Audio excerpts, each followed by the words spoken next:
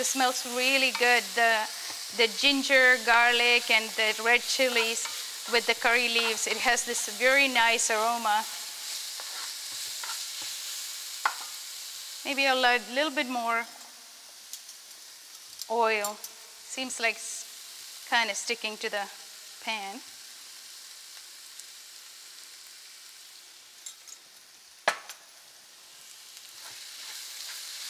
Saute it for maybe another minute or so. It needs a little bit more cooking. Looks like the onion is sauteed well. Looks good. So next I'm going to add the meat into this.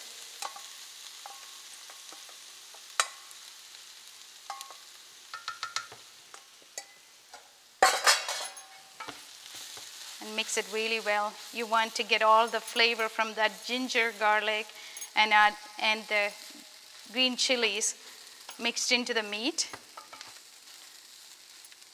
So it'll be all evened out.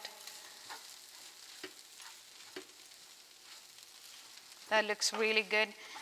You notice that the mixture, you can really make a ball with this even without the potato. So that's the whole idea. You don't want it too watery. I think we're ready for potatoes now.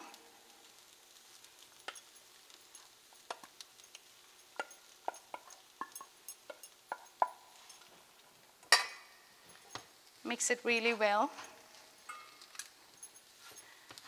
You can lower the heat now. It doesn't need that much heat. With the potatoes, if you have any lumps while mashing it, you can use the spoon to kind of get it all out. So I'm mixing it all together. See, just want to make sure that you have a very good consistency of potato and meat and all the spices. So keep on mixing it until you have that complete consistency. Again, if the mixture had a little bit of, if it was watery, just keep it a little longer until the water has all evaporated. Right now, this mixture looks perfect actually. You can easily make a ball with this one, and it's cooked really well. Looks really good. You want to make sure that, taste it and make sure that you have enough salt. If not, you can add a little bit more. So the meat is all mixed together. It has a good texture. The next step is to prepare the egg whites and breadcrumbs for coating and for dipping and coating. And the last step is deep shallow frying. Now we have the meat mixture ready. Now the next step is to get the egg white separated from the egg and also getting the breadcrumbs for coating. First, let me get the eggs ready. I'm just going to crack it. There's an easy way to separate the egg white from the yolk. If you use the shell itself, you can easily separate it.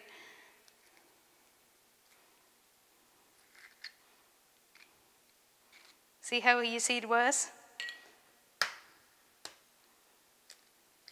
I'm going to use about 2, you probably need about 2 egg whites.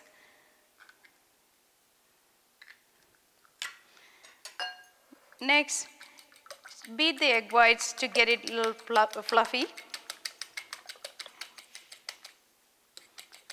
That looks really good.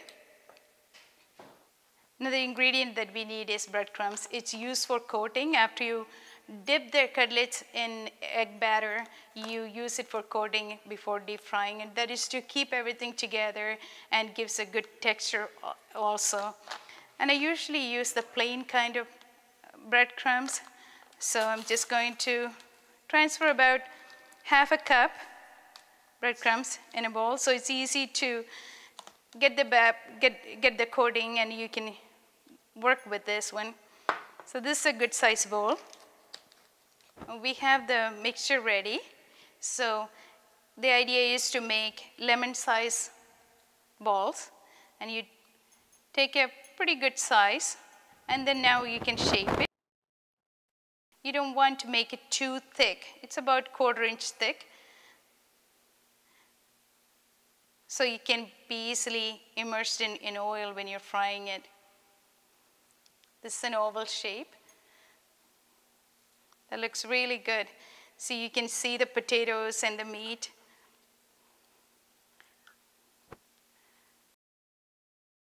The texture of the mixture is very important. So you just want to make sure that everything is holding together. You can make any kind of shapes. So far I've been making the oval shape. And another popular shape in Kerala is the round type also. And that's also very easy. You just make it really round and then shape it in a round. Again, want to make sure that the thickness is very consistent, about 1/4 inch thick. I made all the cutlets now. So some are oval shape, and I made a couple of them round shape. So next, we are going to dip this cutlet into the egg white batter, then coat it with breadcrumbs, and we'll set it aside and then deep fry it a little later. So just going to take it, just going to use one hand to dip it in the batter, the other hand to coat it really well, just to make sure that all sides are coated really well. You can use this for an afternoon snack or an appetizer. It's very popular in Kerala, especially among Kerala Christians. We usually make it especially during Christmas and Easter time. This is a must dish for our community. You can also make cutlets without meat. The vegetarian style is just use more potatoes and just cook it really well, mix it very well with the ginger, garlic, and all that mixture. And you can use the same type of process to make the vegetarian cutlets also. Now we have a fairly good number. So next we are going to heat up about 1/2 cup to 1 cup of oil. And you want to make sure that the oil is really, really hot. And then we are going to deep fry it for maybe a minute or so, and just to make sure that both sides are brown. And then we will take it off the oil and we can serve it hot. Now we have the cutlets ready. Now I'm going to heat up the oil, about 1/2 cup to 3/4 cup of oil.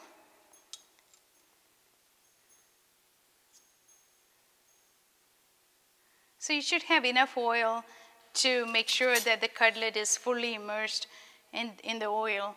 So if you don't have it immersed, part of the cutlet may break apart.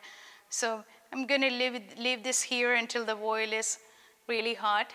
And that's the other trick, that you want to make sure that the oil is really hot before the cutlet is placed in the oil. So the oil is heated really well. You can tell that there's some fumes coming up. So it's really very hot. So I'm going to put each cutlet. So I'm going to put about 3 or 4. You just want to make sure that they're not going to touch each other.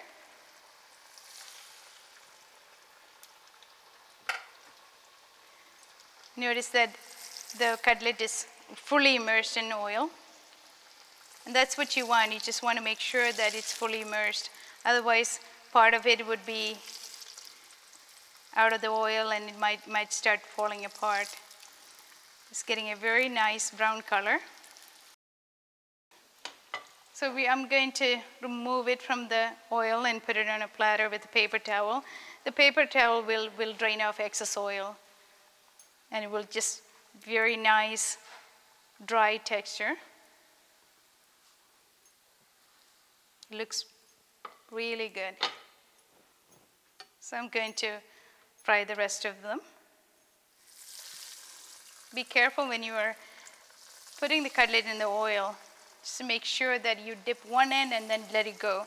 Just want to make sure that you won't accidentally dip your fingertips into the oil, hot oil. It's very hot. So I'm going to, this one needs a little bit of adjusting. So after, when you know that one side is maybe slightly brown, just turn it over so the other side can cook evenly. Since the meat and everything inside is very well cooked, you just don't need to fry it too long. You just want to make sure that you get a very nice brown color. So about 30 seconds or maybe maximum 1 minute of frying. So this is ready to be taken out. It's a very nice color.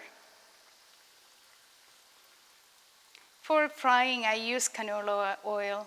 I think the canola oil keeps nice the oil temperature evenly, and it's better for frying.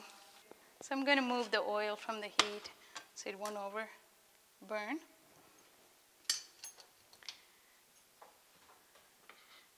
Next, I'm going to make an onion dish that we use in Kerala to eat with the cutlet.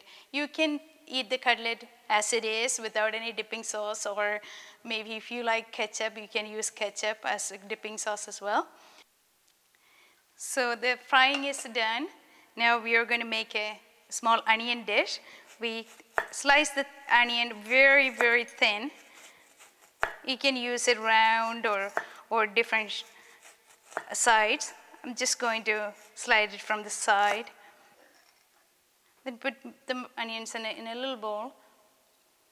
Add a little bit of salt